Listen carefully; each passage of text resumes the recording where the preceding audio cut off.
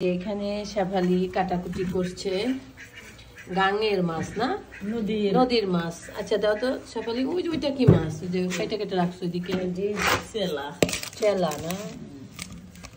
আচ্ছা চেলা মাছ, পাঁচমিশালি হয় আর কি নদীর মাছ। এখানে কি কি আছে? গুলশা,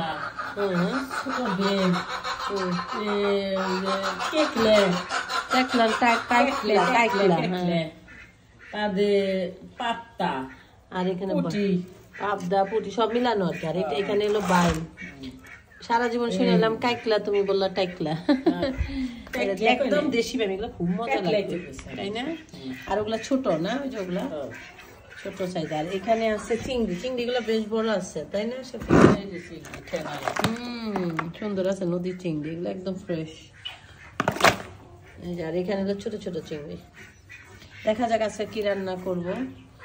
এখন একটা তো রান্না করবো, শেয়ার করবো আপনাদের সাথে আজকের রেসিপিটা আমি।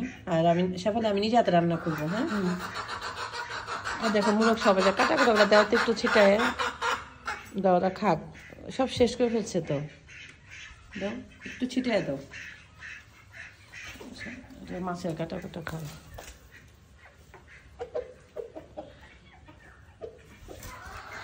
কি ব্যাপার তোমার এতক্ষণে এখনো মাছ কাটা হয় না? প্রায় শেষের দিকে। ও এই দুইটাই আছে না, একটা কাটা একটা আগাটা। আচ্ছা আচ্ছা আচ্ছা আচ্ছা ঠিক আছে, তো তাড়াতাড়ি করো। তবে আজকে একটু ওয়েদারটা ঠান্ডা আছে তাই না? আচ্ছা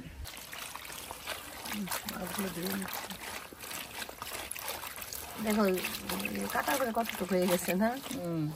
আসসালামু আলাইকুম, আয়েশা হেলথি কিচেন থেকে চলে আসলাম ছোট একটা মাছের রেসিপি নিয়ে। তো ওই মাছটা হচ্ছে এই যে এতক্ষণ যে দেখলেন আপনারা কাটাকুটি চলছিল মাছগুলা, সেই মাছগুলা। তো এই ছোট কুচি বাইম বলে এটাকে, এই মাছটাকে আমি আজকে খুব সুন্দর করে আঠা আঠা করে ভুনা করব। খুব টেস্ট হয় এভাবে রান্না করলে, তো ভাবলাম আপনাদের সাথে একটু শেয়ার করি। আর এখানে আমি সম্ভবত একটু টমেটো দিব, পুরোটা না, একটু টমেটো দিয়ে দিব এখানে কেটে। আর চলুন রান্না করতে চলে যাচ্ছি। কিভাবে রান্না করছি একদম খুবই, কিন্তু এই ছোট মাছটা একটু কষা কষা করে রান্না করলে খুব মজা হবে।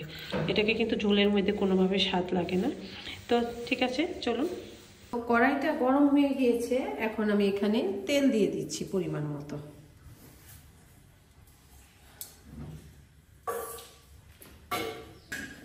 এখানে পেঁয়াজ কুচি দিয়ে দিচ্ছি,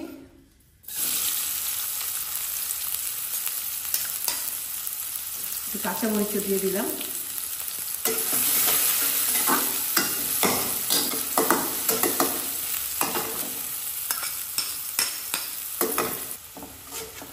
পেঁয়াজটাকে একটু ব্রাউনি করে ভেজে নিব, এবং পেঁয়াজের যেন কাঁচা গন্ধটা না থাকে সেটা হওয়ার জন্যই এটাকে একটু ব্রাউনি করে ভেজে নিব। তারপর এখানে আদা রসুনের পেস্ট দিব। এই যে দেখুন পেঁয়াজটা একটু ব্রাউনি হয়ে এসেছে এবং কাঁচা গন্ধটাও কিন্তু চলে গিয়েছে, সুন্দর একটা ঘ্রাণ আসছে। এই পর্যায়ে আমি এখানে রসুনের পেস্ট দিব কতটুকু, 1/2 টিস্পুন রসুনের পেস্ট দিয়ে দিলাম।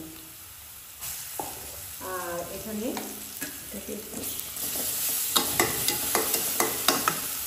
দিয়ে দিচ্ছি 1 চা চামচ আদা পেস্ট। এবার আদা রসুনের পেস্টটাকে পেঁয়াজের সাথে একটু ভেজে নেব। তারপরে আমাকে একটু পানি দাও, জালটা একটু কমিয়ে দিচ্ছে।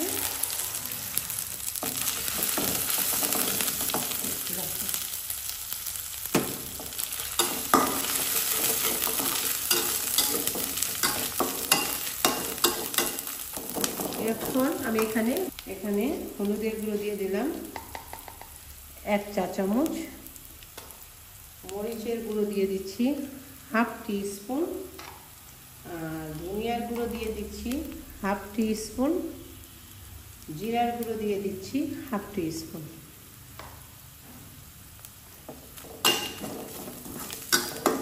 এখন মশলাটা যাতে পুড়ে না যায় এই জন্য আমি এখানে একটু পানি দিয়ে দিচ্ছি।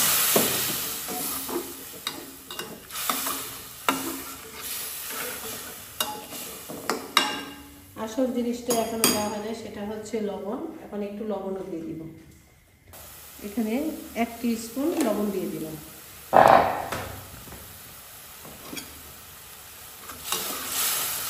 এখন মশলাটাকে কিন্তু খুব ভালো করে কষিয়ে নেব।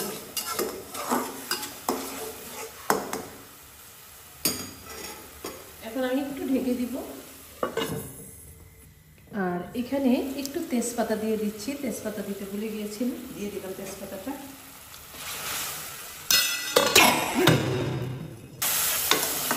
মশলাটা কষানো হয়ে গিয়েছে।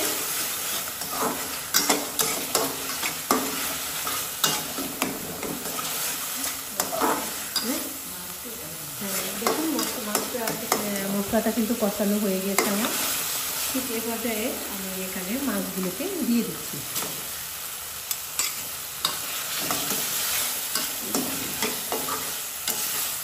এবার মাছটাকে খুব সুন্দর করে একটু কষিয়ে নেব। ঢেকে দিচ্ছি আবার 5 মিনিটের জন্য। এখন দেখছি কি অবস্থা। মাছটা কষানো হচ্ছে, কিন্তু এই অবস্থায় আমি এখানে একটা টমেটোর অর্ধেক নিয়েছি, 4 টুকরা দিয়ে দিলাম।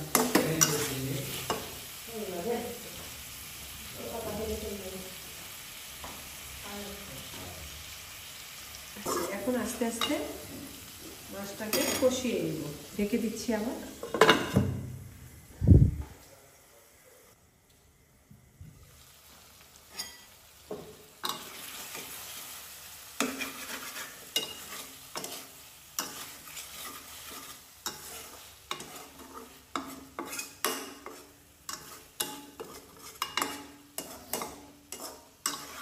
মাছটা কিন্তু কষানো হচ্ছে, আমার খুব সুন্দর একটা ফ্লেভার আসবে।